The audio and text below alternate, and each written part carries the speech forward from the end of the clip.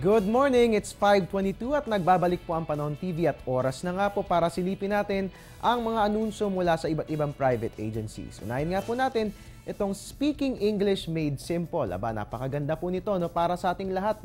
At February 8 po ito mangyayari sa 1203A West Tower, Philippine Stock Exchange Building, Exchange Road, Ortigas Center. Ito nga po yung isang araw ng seminar para nga naman po gumaling po tayo sa pagsasalita ng English na may neutral accent. Ito po merong seats na limited to only 50 participants. So ngayon pa lang, magpa-enlist na tayo dito sa nasabing seminar na ito. Para po sa mga katanungan tungkol dito sa nasabing seminar, pwede pupuntahan itong mga nabanggit na website. It's www.facebook.com/MyronSantaAnaTCS or www.twitter.com/MyronSantaAna or www.MyronSantaAna.com.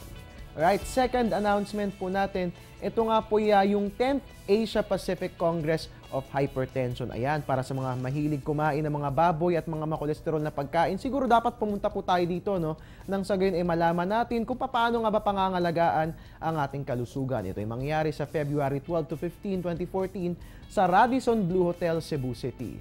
Ito nga po yung magsisilbi bilang talastasan kung paano nga mapapabuti ang ating kalagayan ng kalusugan at paano maiiwasan ang sakit na ito. Para po sa mga katanungan hinggil sa nasabing Congress, pwedeng bisitahin ang website na www.apch2014.org.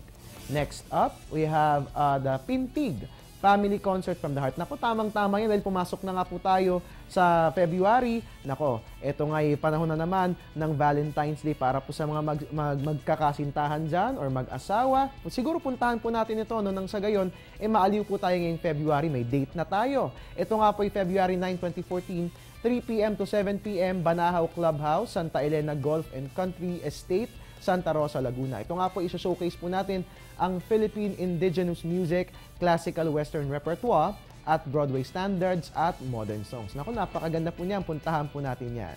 Next off, we have Live, Love, and Party. Para po sa mga mahilig pumarty dyan. Ngayong araw po yan, 6 p.m. to 8 p.m. Remier Sports Zone, Milsan Commercial Building, Barangay Halang, Calamba City. Naku, puntahan po natin yan. Pero huwag tayo masyado magpakapuyat dahil may pasok po tayo bukas sa opisina.